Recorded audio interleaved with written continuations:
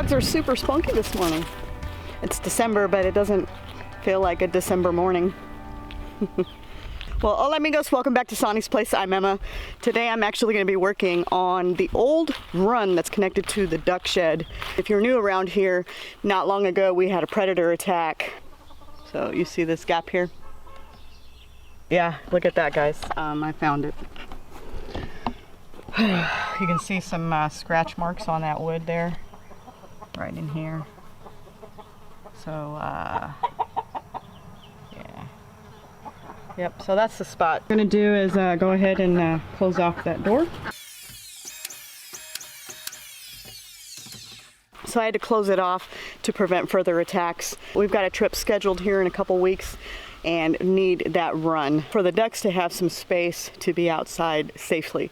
Also wanted to share a little bit about our experience here on our homestead and how we share responsibilities taking care of the property, the animals, the garden, the shop, all of that fun stuff.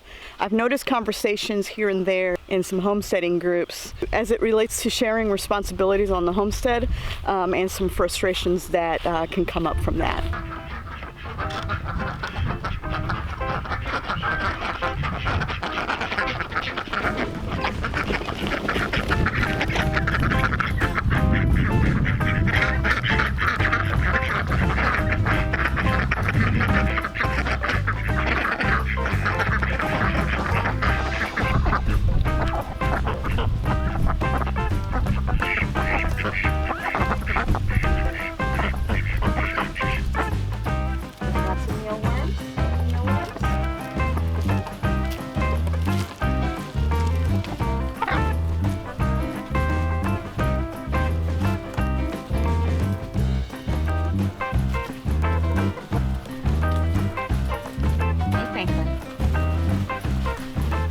And if you can see the neighbor cows back there, I love it when they come out here. One of these days we'll have cows. And I'm looking forward to that day.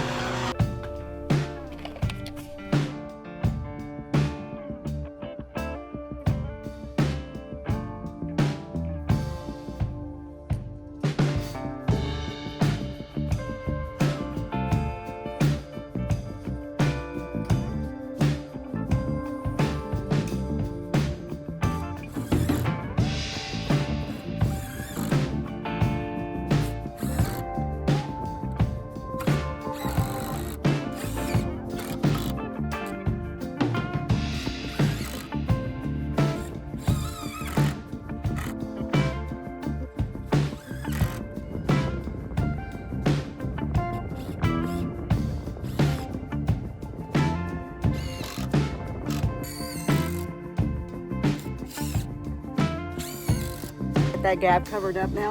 Nothing's getting through there. Not much space in there. Now we've got to do the other end over there.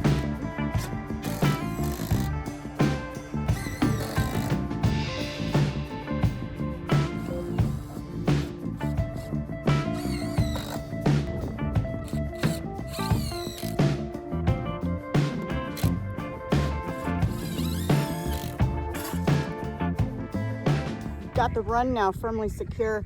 There is a spot inside that I want to take a look at and make sure that there's no holes in there. You can tell obviously hasn't been anything in here in a bit. It's all overgrown. Nothing's been in here for a while. But this is the hole under here that I wanted to take a look at. So I'll go ahead and cover this up.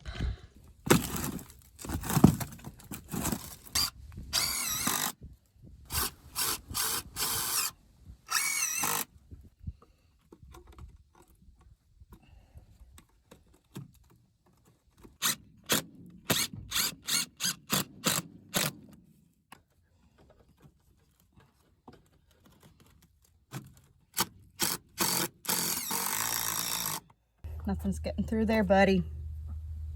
Well, that's a wrap. I feel a lot better about being able to let the ducks out into that space. I've been procrastinating and haven't put up our Premier One fencing that we used for our meat birds, and also bring that chicken tractor up over here so that we can store them away for the season. And while I do that, I wanted to go ahead and talk about the responsibilities that Matt and I share here on our homestead. Speaking of, he's back there working on a knife.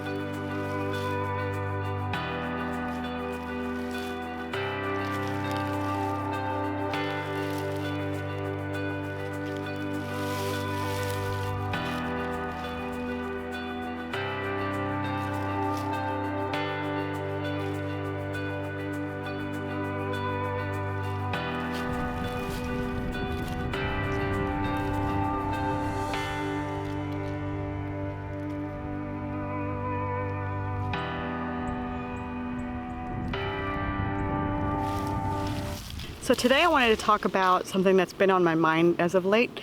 I've seen a lot of things on Facebook recently touching on this particular topic. And specifically, it's ladies in a lot of the homesteading groups that are asking how to get their husbands or significant others more involved with the tasks on the homestead. Many of them have expressed concerns or are clearly upset at their partner's lack of interest and unwillingness to help. So I wanted to share our experience, or more accurately, my experience on our homestead.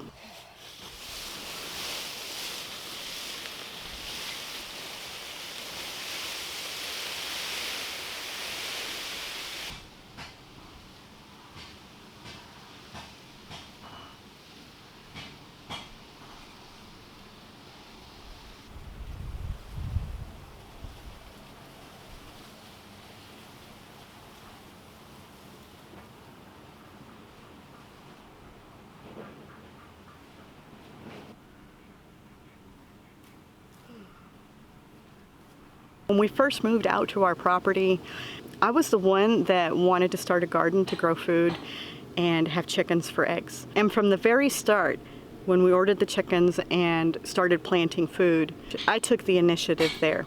I built every single one of the raised beds that are in our garden and filled them in the hugelkultur method. And if you've done that before, you know there's a lot of labor that's involved in that. I was hauling lots of logs and branches and bags of leaves to create a nice natural soil foundation for our garden. And when we got our chickens, we started from baby chicks. Day one, I was the one taking care of them, making sure that they had heat, they had water and food.